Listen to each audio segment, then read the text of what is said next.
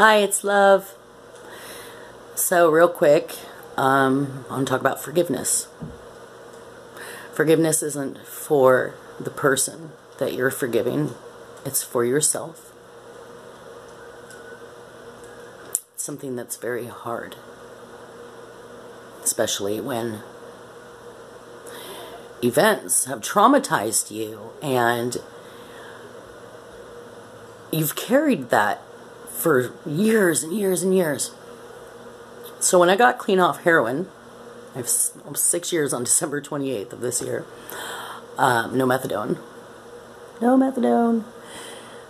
Anyway, when I got clean from heroin, I'm not big on secular recovery groups, AA, NA, so I found Celebrate Recovery, and they were huge on teaching me about forgiveness, and it was really hard. But it was one of the most beneficial things I have ever in my life had the pleasure of learning. And I want to show you something. To the children and the teachers that tortured me as a child, I forgive you, because you made me so much stronger. Daniel, who raped me, my counselor, you taught me how to not trust people, and that has protected me. So I forgive you. I forgive my mom's boyfriends for molesting me.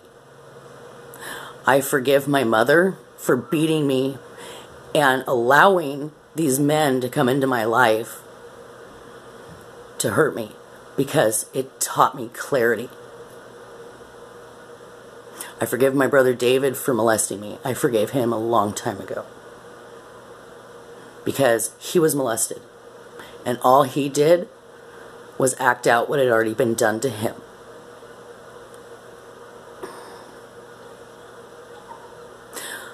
I forgive Jeremy, my oldest daughter's father, for cheating on me after I had just given birth to our daughter and getting another woman pregnant and me finding out right before our wedding. I forgive you, because I've watched your misery over the last 13 years, and you're miserable, and it makes me sad how miserable you are. And I'm sorry. You made a choice. I forgive Christopher, who used, that's my youngest daughter's father, who used mind control and scare tactics, and he beat me, and he hurt my children, and got me involved in something that's way complicated. I forgive you. You want to know why? Because I still love the man that you pretended to be. I'll always love that man, because that man isn't totally pretend. That is part of you, but you've allowed the negative side of your nature to overrule your good side. And that's your choice, and I have nothing to do with that. But I forgive you. I forgive you for everything that you did to me. I forgive the gang stalkers. I forgive the government agents, whoever the hell you are, that are involved in the mind control. Because you know what? You have created the most powerful person, and I'm your enemy. And I don't have enemies, but I'm your enemy. Make no mistake of that. And you have created a very strong enemy. Forgiveness puts you into delta brainwave. It makes you be able to more interact with the universe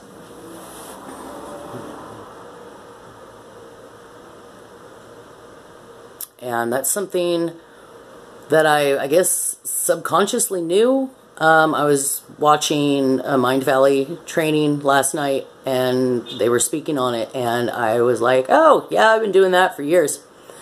And, you know, and it's really, really hard to forgive people. Like Jessica, for instance, my youngest daughter's girlfriend. That woman has made it her life goal to terrorize me and to hurt my oldest daughter. She has wanted my daughter since the first conversation I ever had with this woman 13 years ago. She said she will take my child and be her mom. And I don't know why this woman hates me so much. I have never done anything to her. And I've worked tirelessly to get along with her. And yet she still hates me. But you know, that doesn't have anything to do with me. It has to do with her. And I'm not going to own her behaviors. But I forgive her because she's just a pawn in the big old game. She got these little puppet strings. They're dangling, right? She's just dancing. And she doesn't even know it. So I forgive her.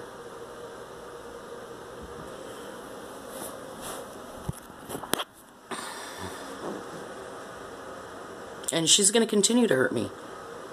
But the thing is it's only if I let her.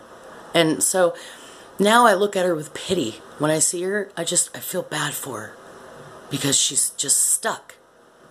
And when I look around at the people who are just stuck, I just feel a huge amount of pity for them.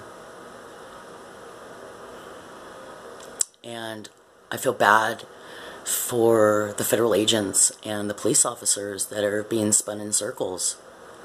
I feel really terrible for them. And, you know, they got to do their job. I'm not tripping. Because when you live in the truth, truth comes out. So, like I keep telling them, just keep digging. Keep digging. You're going to figure it out. You know? So anyways, the thesis, I guess, of this is forgive those who've hurt you. And love those. Now, loving somebody you can do from a distance. You do not have to be all up in their face.